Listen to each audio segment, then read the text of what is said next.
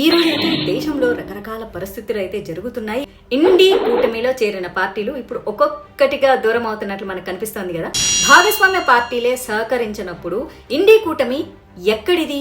నమస్తే, welcome to Om voice of Madhavilatha.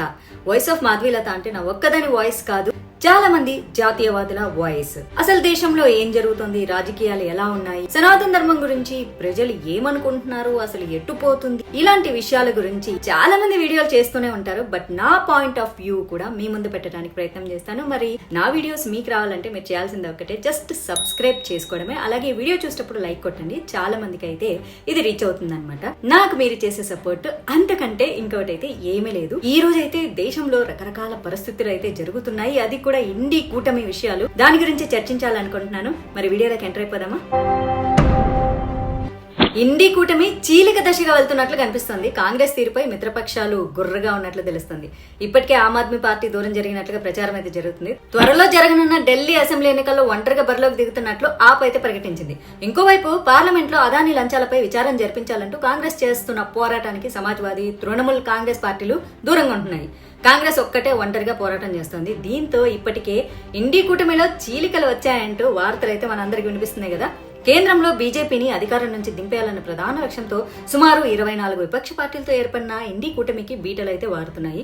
ఇప్పటి కూటమిలో ఉన్న విభేదాలు లోక్సభ ఎన్నికల్లో ప్రస్ఫుటం కాగా, ఇటీవల జరిగిన పలు రాష్ట్రాల అసెంబ్లీ ఎన్నికల తర్వాత అయితే కూటమి నేతృత్వం వహిస్తున్న రాహుల్ గాంధీ పట్ల అందులోని పార్టీలు తీవ్ర అసంతృప్తి అయితే వ్యక్తం చేస్తున్నాయి. ప్రస్తుతం మల్లికార్జున్ ఖర్గే అధ్యక్షుడిగా ఉన్నటువంటి కాంగ్రెస్ కూటమికి సారథ్యం వహిస్తోంది.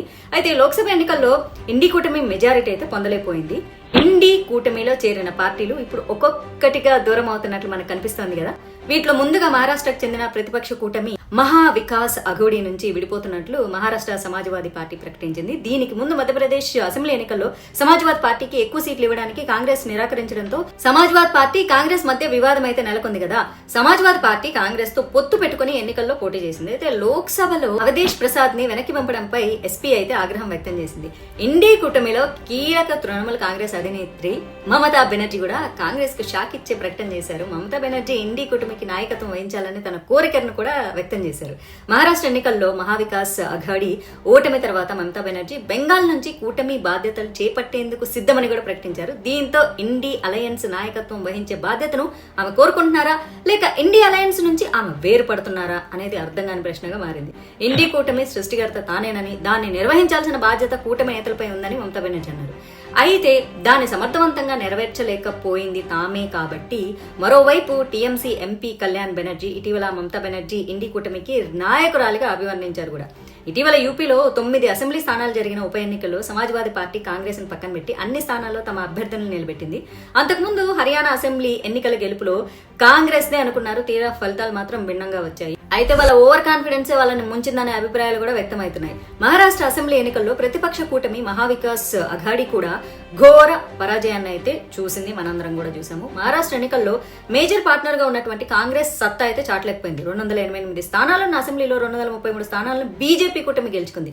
కాంగ్రెస్ 100కు పైగా స్థానాల్లో పోటీ చేసిన కేవలం 16 స్థానాలు మాత్రమే సంపాదించుకుంది. ఇక జార్ఖండ్ ఎన్నికల్లో అయితే ఇండి కూటమి గెలిచినప్పటికీ కూడా అది పూర్తిగా జార్ఖండ్ ముక్తి మోర్చా సీఎం హేమంత్ సోరెన్ ఖాతాలో పడిపోయింది. కాంగ్రెస్ సొంత బలం కన్నా జేఎంఎం బలంతోనే గెలిచిందని విశ్లేషకులు అంటున్నారు.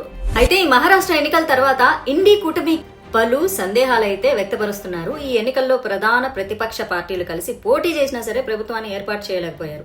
ఎన్నికల్లో మేజర్ పార్టీగా ఉండి కూడా దానికి తగ్గట్టుగా ఫలితాలు కూడా ఉండకపోవడంతో ఇండి కూటమిలోని మిత్రపక్షాలు కాంగ్రెస్ నైతే ఇప్పుడు విమర్శించేస్తున్నాయి. వచ్చే ఏడాది ఢిల్లీ అసెంబ్లీ ఎన్నికలు కూడా జరగనున్నాయి కదా. ఈ ఎన్నికలకు ముందుగానే ఆమ్ ఆద్మీ పార్టీ కాంగ్రెస్ పార్టీకి దూరం అయిపోయింది. లోక్సభ ఎన్నికల్లో ఆమ్ ఆద్మీ పార్టీ ఇండి కూటమిలో భాగస్వామిగా ఉంది. అయితే రాబోయే అసెంబ్లీ ఎన్నికల్లో ఆమ్ ఆద్మీ పార్టీ ఢిల్లీలోని మొత్తం 70 అసెంబ్లీ స్థానాల్లో ఒంటరిగా పోటీ చేయనన్నట్టు ప్రకటించింది. ఇలాంటి పరిస్థితుల్లో ఇప్పుడు ఢిల్లీలో ముక్కోనపు పోటీ కనిపిస్తుంది. దీనికి ముందు పంజాబ్ లో ఆమ్ ఆద్మీ పార్టీ కాంగ్రెస్ పార్టీలు వేరువేరుగా పోటీ చేసే, దీన్ని చూస్తుంటే ఆమ్ ఆద్మీ పార్టీ ఇండి కూటమి నుంచి విడిపోతున్నట్లు అనిపిస్తోంది కదా. ఈ పరిణామాలు చూస్తుంటే ఇండి కూటమిలో కొనసాగుతున్న ఈ విచ్ఛిన్నం ఆగుతుందా, లేకపోతే ఇంకా కొనసాగుతుందా అనేదైతే చర్చనీయాంశంగా మారింది. భాగస్వామ్య పార్టీలే సహకరించినప్పుడు ఇండి కూటమి ఎక్కడిది? ఇప్పుడు జాతీయ స్థాయిలో జరుగుతున్న చర్చ కాబట్టి ఇండీ కూటమి విచ్ఛిన్నం దిశగా పరుగులు పెడుతోందని రాజకీయ విశ్లేషకులు అంటున్నారు. నాకు కూడా అలానే అనిపిస్తుంది. మీకు ఏమనిపిస్తుందో దయచేసి ఒక్క కామెంట్ కింద పెట్టండి. ఇండీ కూటమి కలిసి పాపం చాలా చోట్ల అసెంబ్లీ ఎన్నికల్లో ఒక్క బోర్ల పడ్డారు. ఒక్క లోక్సభ ఎలక్షన్స్ లో మాత్రమే కలిసికట్టుగా కాస్త ఎక్కువ స్థానాలు సంపాదించేసరికి ఓవర్ కాన్ఫిడెన్స్ ఎక్కువైపోయింది. విదేశాలకు వెళ్ళిపోయి భారతదేశం గురించి నోటికొచ్చిన మాటలు మాట్లాడేసేసి ఒక్క బోర్లో పడుతూ మన రాహుల్ గాంధీ గారు అనమాట.